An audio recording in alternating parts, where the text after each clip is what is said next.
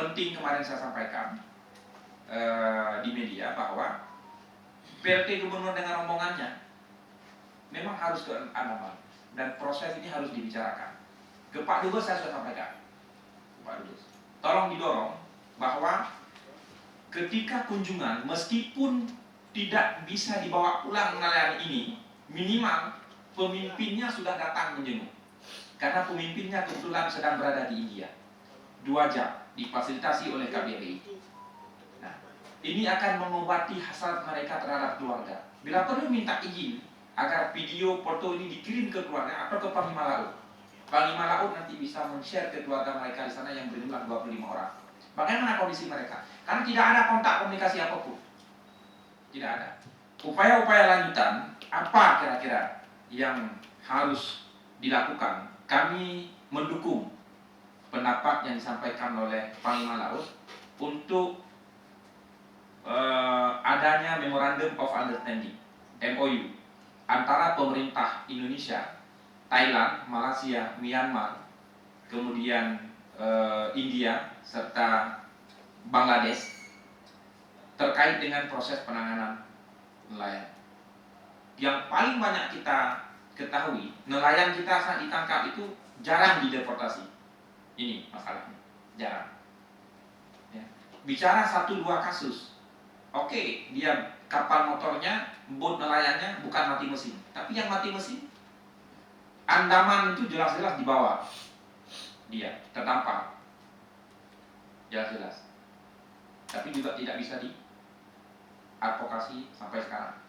Kemudian yang mesinnya hidup, kita juga belum tahu kronologisnya. Saya sudah tanyakan kronologis yang sebenarnya seperti apa, juga tidak sekali. Nah, upaya serius dari pemerintah ini kita sama-sama harus mendorong, baik Panglima Laut, kami nanti akan memperjuangkannya di sini, terwujudnya MOU itu. Bila perlu Panglima Laut bersama dengan kami, ya, pemangku kepentingan di pusat, apakah Kementerian Kelautan dan Perikanan, kita akan datang bersama-sama. Ya, kita akan datang bersama-sama. Kita juga akan minta mendorong teman-teman di DPR RI dan DPD untuk bisa membantu terkait hal ini. Jadi dengan total tadi 59 nelayan, saya mendapat informasi 14 nelayan asal ID itu yang tidak kembali sampai dengan hari ini. Itu saya baru tahu. Jadi 14 sejak 2017 tidak kembali, tidak tahu jejaknya di mana. Apakah mayat ditemukan? Juga tidak, yang ada hanya bibir. Ya. Apakah ditabrak oleh kapal tanker? Apakah ditabrak kapal pesiar? Kita juga tidak tahu pasti, karena di laut. Sekali lagi kami ucapkan terima kasih kepada Panglima Laut dan pengurus Lembaga Hukum Badan Laut dan teman-teman media. Kita harapkan semoga ke depan ada langkah-langkah khusus seperti yang dibicarakan tadi, itu semuanya terrealisasi. Dan harapannya juga kepada Panglima Laut nanti juga ikut membicarakan dengan pemerintah Aceh. Upaya-upaya untuk mengantisipasi agar meminimalisir, kalau mungkin tidak ada lagi proses penangkapan seperti itu. Yang kita maksud tadi adalah pengetahuan kepada nelayan kita ditingkatkan agar tidak melewati batas-batas tersebut. Walaupun selama ini alasannya tidak mengetahui karena kurang pengetahuan. Dan kita tidak mungkin terus-menerus akan seperti ini karena pemerintah Aceh seperti yang kami dengar tadi dari Panglima Laut, selama ini kurang respon, kecuali sudah muncul di media.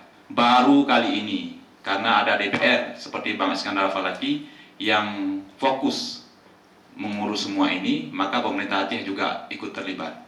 Oleh karenanya ke depan harus ada langkah-langkah antisipasi untuk mencegah agar meminimalisir kejadian seperti ini. Mungkin itu aja tambahannya Bang Iskandar, terima kasih. Kami mengharapkan bahwa bagian cerah ini adalah langkah awal yang sangat baik sekali untuk nasib nelayan di masa yang akan datang. Dan kami siap, Pak. Bukan siap lagi.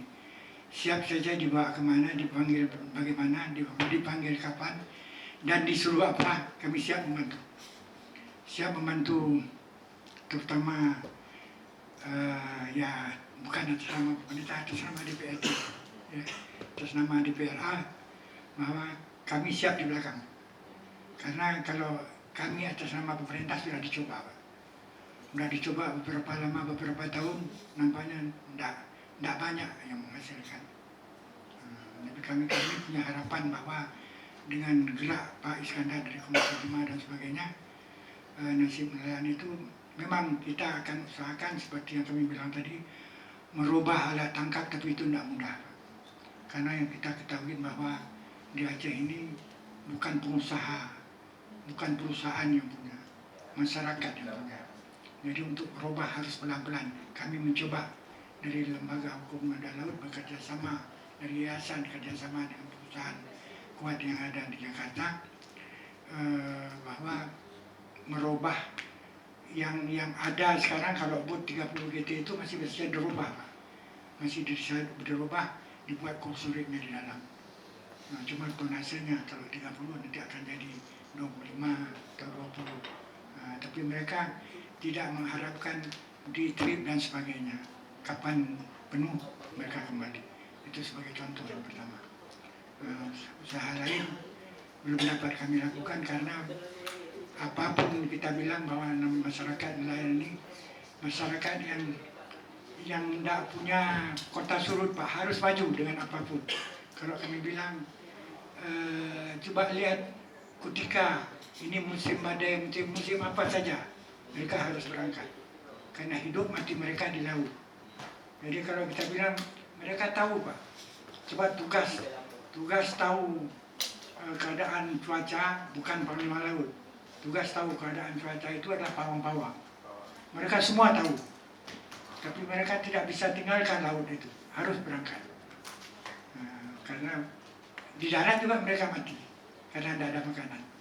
Jadi itu satu hal yang bagaimana berubahnya. Mereka tahu bahaya penangkapan. Mereka tahu bahwa di India itu ditangkap. Ada kadang legal, Pak. Tapi kita sembunyikan itu. Ditangkap bukan legal, Pak. Sebenarnya aku berulang-ulang. Jadi kita salahkan salah, Pak, tapi memang lagi pegah tapi pegah pidato nelayan. Hanya tahu tanda tentang baik kungkut ni. Tidak ada yang kita punya kayak ke India ada cok pulang anak. Cari di mana yang ada. Ya Pak ini tu. Tapi janji ibu Pak, karena harapan mereka ada ikan di sana. Jadi saya pikir Pak, harapan nanti kami akan bilang juga, sampaikan kepada para nelayan, ini bulan-bulan yang akan datang nih kami punya ada rapat dengan Panglima Laut, akan kami sampaikan. Nanti kalau memang perlu kami akan undang Bapak untuk bicara bahwa Bapak akan dengar sendiri bagaimana keluhan nelayan kami melalui Panglima Lautnya. Demikian Pak, semoga Allah mengabulkannya. Alhamdulillahirrahmanirrahim. Assalamualaikum warahmatullahi wabarakatuh. Pak Mustamam, pengurus Panglima Laut, Pak Sekretaris, Pak Bendahara, dan Pak Wakil pengurusnya, kemudian Adinda Tarmiji dan teman-teman wartawan yang telah berhadir meliput agenda pertemuan antara kami dengan Panglima Laut Aceh. Kita berharap semoga nasib nelayan 59 orang asal Aceh yang ditahan di Thailand, Myanmar, dan India bisa segera mendapatkan titik terang terkait upaya pembelaan dan pemulangan mereka oleh pemerintah. Karena kewenangan diplomasi luar negeri memang berada di Kementerian Luar Negeri Republik Indonesia. Kita tetap terus berkoordinasi melalui surat menyurat dan melalui komunikasi WhatsApp ke kedutaan besar masing-masing. Panglima Laut juga demikian. Kita ini harus melakukan langkah-langkah sinergis dan secara bersama-sama. Kita berharap pemerintah Aceh, kepala pemerintah Aceh juga lebih concern terhadap nasib para nelayan ini. Demikian dari kami. Terima kasih sekali lagi atas kehadiran yang telah meninggalkan pekerjaan waktu Bapak Ibu sekalian. Apabila dalam penyampaian dan saat saya memimpin rapat ini terdapat kekurangan, mohon diperbanyak maaf. Wabillahi taufiq wal hidayah. Wassalamualaikum warahmatullahi wabarakatuh.